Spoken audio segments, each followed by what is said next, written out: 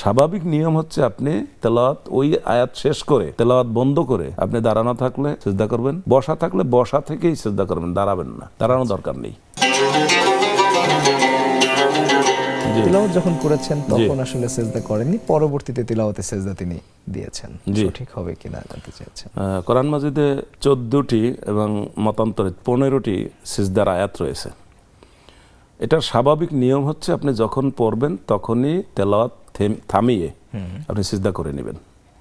যেমন আপনি লক্ষ্য করুন, যখন নামাজের মধ্যে সিজদার আয়াত তেলাওয়াত করা হয়, বিশেষ করে আমাদের দেশে রমজানে খতম তারাবিতে পড়া হয়, এছাড়া অন্য সময় সিজদার আয়াত আমাদের দেশে সাধারণত লোকেরা পড়ে না।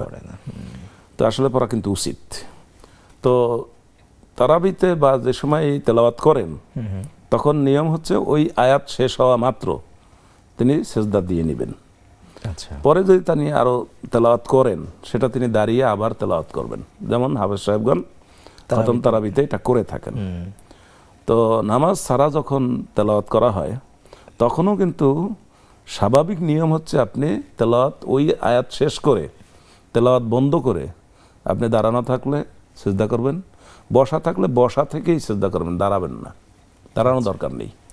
আপনি বসা তেলাওয়াত করতেছেন, কোরআন মাজিদ পাশে রেখে আপনি সিজদা করে নেবেন কিবলার দিকে ফিরে। এবং সিজদায় গিয়ে কি পড়বেন এটা কিন্তু আবার একটা সমস্যা। আমাদের দেশে সাধারণত লোকেরা তেলাওয়াতে সিজদা, যেটা কোরআন মাজিদের তেলাওয়াতের কারণে সিজদা ওয়াজিব হয়, সেখানেও গিয়ে হয়তো সুবহান রাব্বিল আলা পড়েন। মূলত হাদিস দ্বারা প্রমাণিত এখানে একটি নির্দিষ্ট দোয়া আছে, সেটা পড়বেন। সেটা হচ্ছে সাজাদা ওয়াজহি লিল্লাযী খালাকাহু ওয়া শাক্কা সামাহু ওয়া বাসারাহু বিহাউলিহি ওয়া কুওয়াতিহি ফাতাবারাকাল্লাহু আহসানুল খালিকিন।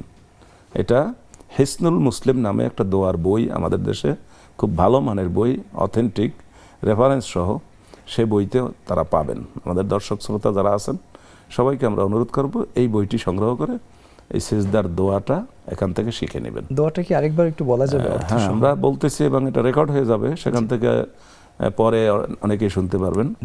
সিজদার আয়াত তেলাওয়াত করে সিজদায় গিয়ে বলতে হবে, সাজাদা ওয়াজহি লিল্লাযী খালাকাহু ওয়া শাক্কা সামাহু ওয়া বাসারাহু বিহাউলিহি ওয়া কুওয়াতিহি ফাতাবারাকাল্লাহু আহসানুল খালিকিন।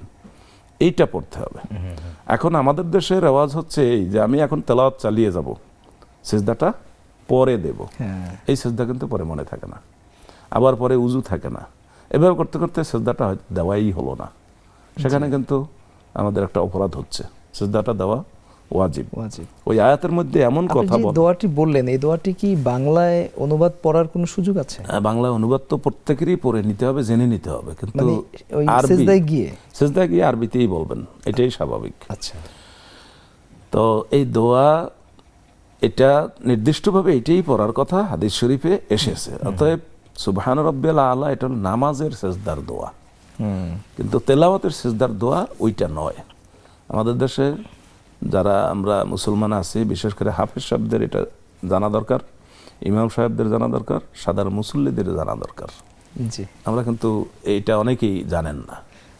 আর সিজদাটা তেলাওয়াত বন্ধ করে নেওয়াটা এটা হলো স্বাভাবিক, এটাই সঠিক।